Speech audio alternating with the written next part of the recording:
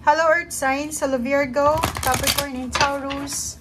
Welcome dito sa aking channel, Palaran 888. Welcome guys. Alamin natin kung anong messages, vibration, gabay energy para sa inyong lahat. At ay general reading, so pwede kang makaresonate. Gamitin mo lang yung intuition sa pananood. Distance. Wow. Okay, Earth signs, Virgo, Capricorn, and Taurus. Nakikita ko sa'yo dito na posibleng ikaw ay may balak na mag-travel. Or posibleng yung minamanifest mo na travel, movement, progress, or kung ano man to sa buhay mo ay posibleng mangyari na siya. Dito din, merong lump sum ng money dito. It's inheritance. Pwedeng may posibleng pamana sa'yo yung ninuno mo, yung parents mo, yung kung sino man itong kapamilya mo na nasa malayong lugar siguro. So, comment down below if resonated ka dito. Kasi parang from long distance family member siya. Long distance na mensahe regarding money, regarding inheritance or kung ano pa man. So, comment down below.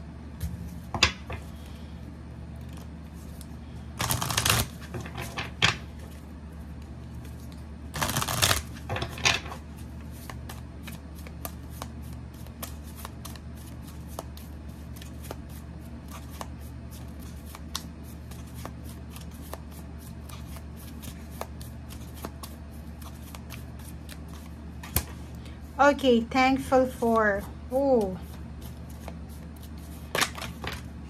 Okay, so kung makikita mo dito, sinasabi ng barahan na siguro this weekend is kailangan mong isulat or kailangan natin ng realization kung ano yung mga bagay-bagay, 10 things na grateful ka sa buhay mo. So, siguro magsisimula ka this weekend ng, o ngayong Chinese New Year, siguro nagsisimula ka ng manifestation board mo or vision board and sinusulat mo siguro, kahit sa notebook lang, sinusulat mo kung ano yung mga bagay-bagay na gusto mo this year, 2024, or kung ano yung mga bagay-bagay na nagpapasalamat ka.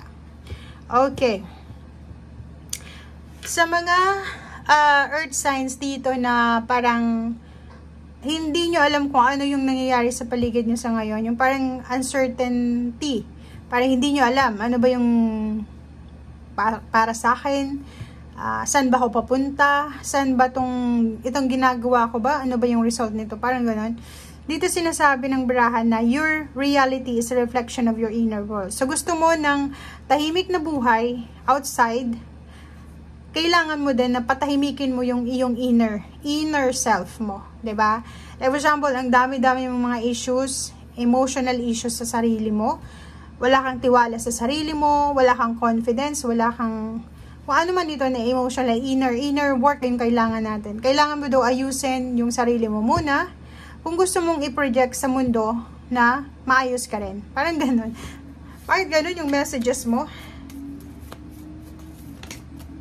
Okay, and next is, so today daw is kailangan mong i-treat yung sarili mo like, yung halimbawa, wala ka namang relationship, pwede kang bumili ng flowers for yourself.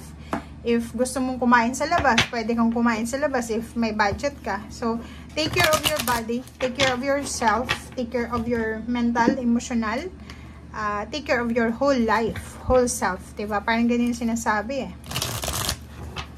Alagaan mo yung sarili mo, self-love.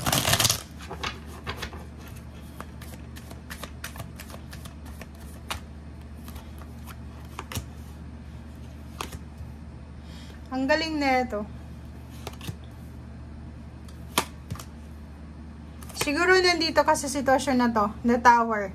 Or marami kang mga shadow work na kailangan. Yun, di pa? Parang may iba sa inyo dito na kailangan talagang ayusin ang kanilang internal feelings, internal happiness, di ba? Hindi tayo makakakuha ng happiness sa ibang tao kung wala tayong happiness mismo sa ating sarili.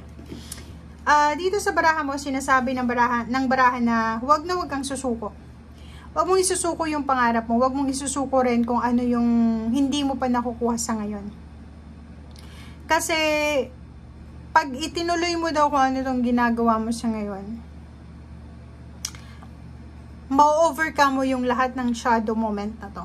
Diba? Parang, kailangan mong pagdaanan siya kasi it's your destiny. Diba? So, if may mga pinagdadaanan kang madilim sa buhay mo, parang ano lang yun eh. Diba? Like, for example, meron tayong mga fina-follow na journey sa buhay natin. Hindi naman straightforward yung journey natin, diba? May mga zigzag, may madilim, may maliwanag. Parang alam mo yun, yung backpackers ka na naglalakad ka lang. Diba? Minsan, inaabutan ka ng gabi sa daan, minsan umaga na. So, parang ganun itong energy mo na to. Okay? So, wag kang ma-overwhelm, wag kang matakot, wag kang mag-alala kung may mga pinagdadaanan kang hindi mo kabisado. Diba? So, be at peace. Kasi, lahat ng sacrifices, lahat ng mga nangyayari sa'yo sa ngayon ay may kapalit na pagtatagumpay. And, sinasabi ng baraha sa'yo, siguro sa ngayon, hindi mo paramdam yung balance sa financial, pero incoming na siya. Okay? Relationship, ganun din. Sa relationship, sinasabi ng baraha, relationship and money, make sure na bigyan natin ng pansin yung balance ng ating financial and money. So, wag tayong masyadong nakafocus sa isang bagay lamang. I mean, wag tayong masyadong mag-focus sa dalawang bagay na ito. Focus ka sa iisa lang. Kasi yung energy mo, yung energy ng mga earth signs is parang nakadesign siya sa focus lang sa priority. Hindi kayo nakadesign sa multitasking. Kasi once na nag-multitask kayo, especially yung mga Capricorn and Taurus, pag nag-multitask kayo, parehong hindi nyo nakukuha. 'Di ba? Nahihirapan kayo eh. Pero yung Virgo, siguro yung Virgo magaling talaga sila mag-multitask. Pero yung iwasan niyo diyan, sinasabi sa iyo na wala, busy ka. Busy ka. And need mo 'yan. Kailangan mong tapusin kung ano yung dapat tapusin. Kailangan mong magpaka-busy. And sinasabi ng baraha yun, after ng busy times, after ng hindi magandang, parang madilim sa buhay mo, papasok ka sa isang pag-apaw ng cups, papasok ka sa emotional happiness, papasok ka sa celebration.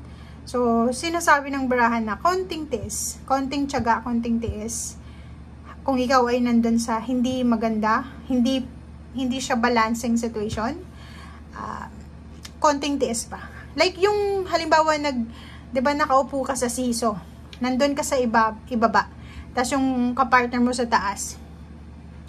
Parang yung sinasabi, paano mo siya mapapababa or paano ka tataas? Siyempre, kung ikaw ay mabigat, tataas yung sa kabila. Parang ganun lang yun eh. So, kailangan natin na slow down. Yun, slow down and relax. Huwag tayong masyadong mag-alala. Okay? Thank you guys. Bye!